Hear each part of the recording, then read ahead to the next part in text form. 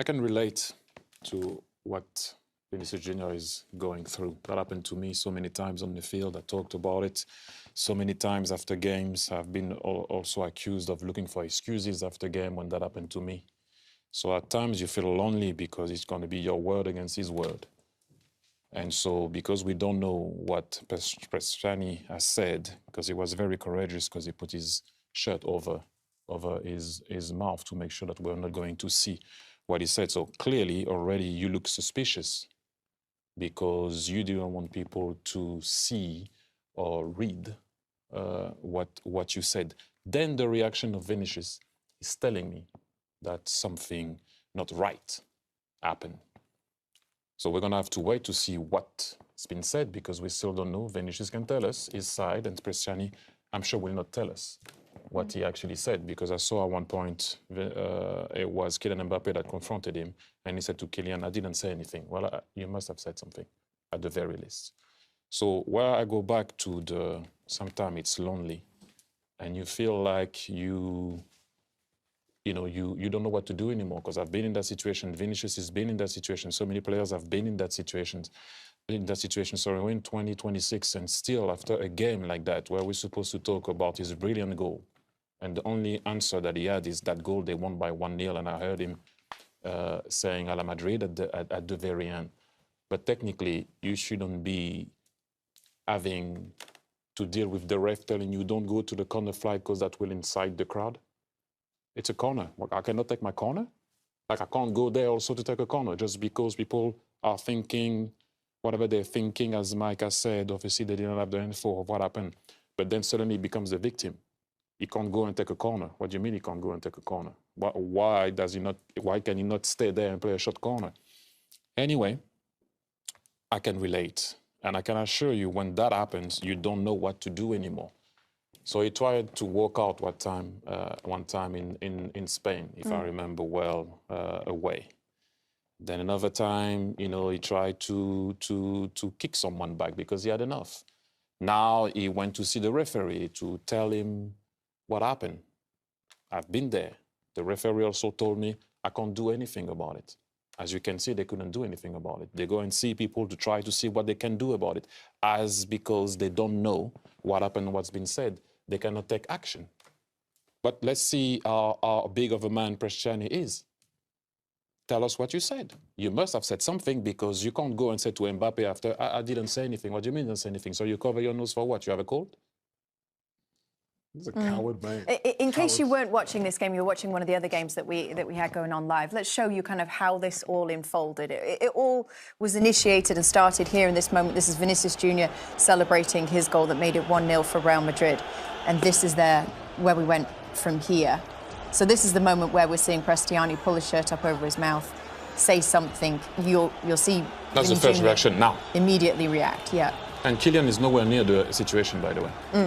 It's Vini that told him after what has been said. That's why Kylian was upset. That's the sign that initiates the racism protocol that Ian was telling us about. And from that sign, what do you do? It's nice to do the sign. Okay, I can do the sign also. And then... Yeah, it'd be interesting to talk to Christina Uncle, wouldn't it, and find out what do they actually do. I like it. It's a nice sign. But what comes from that? That was the moment that you were saying Prestianni said I didn't say anything. Yeah. It was. Yeah, I actually don't know anymore, really, because the guy ended up being the victim at the end. Not being able to take a corner, don't go there, don't do this, don't do that. They're booing him. There's no way that if people understood what was happening on the field, if they've been told, they still were booing him. We saw at one point someone throwing a bottle on him. Well done on the side. He was about to clap. Really? Regardless of whatever happened, you don't want to see anyone throwing a bottle at anyone anyway. I just, I told you I can relate, because you feel lonely. This is why I like the reaction of the Real Madrid players, sorry, as you would expect that. When you see a teammate in this type of situation, you're going to believe him straight away, obviously. I like the reaction, and the game was finished, and at the end of the day, yes, Vinicius scored, but once again, it's not something you want to see. Like I said to you, I'm going to repeat myself, I've been in that situation. It's horrible. Yeah, and not being able to prove it. That's what, when you can't even, like, he's going to say no, obviously. Whatever, regardless of what it is. He already said to Mbappe, I didn't say anything. What do you mean you didn't say anything? Why did you cover your nose? You didn't say anything? That's weird. Anyway. Thierry Henry delivered an emotional and powerful response to the alleged racist abuse suffered by Vinicius Junior during Real Madrid's 1-0 win over Benfica in the UEFA Champions League knockout playoff first leg on February 17, 2026. The incident marred the match at Estádio da Luz, where Vinicius scored the decisive goal but faced confrontation with Benfica's Gianluca Prestianni after celebrating. Prestianni reportedly covered his mouth while speaking, leading Vinicius to alert referee François Letexier, who activated the anti-racism protocol. The game paused for about 10 minutes as Vinicius briefly left the pitch amid claims of a racial slur, allegedly mono, meaning monkey in Spanish, prompting a UEFA investigation. On CBS Sports Golazo, Henry, usually composed, appeared visibly shaken and deeply affected, drawing from his own experiences of racism during his playing career at Arsenal, Barcelona, and with France. I can relate to what Vinicius Junior is going through. It happened to me so many times, he said, highlighting the loneliness of it being your word against his word.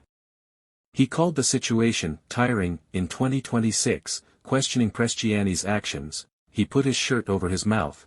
Clearly, already, you look suspicious.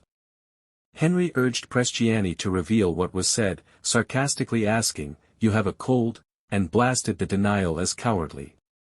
Despite his dislike for Real Madrid, Henry declared, I'm a Madridista tonight, emphasizing solidarity against racism regardless of club.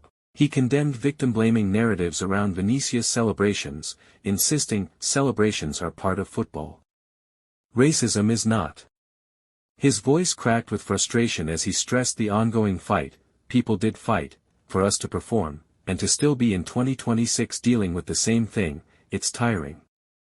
Henry's heartfelt defense resonated widely, with pundits like Micah Richards showing resignation and anger, and the CBS panel owning the conversation empathetically. Vinicius later posted that racists are, above all, cowards, while Real Madrid submitted evidence to UEFA.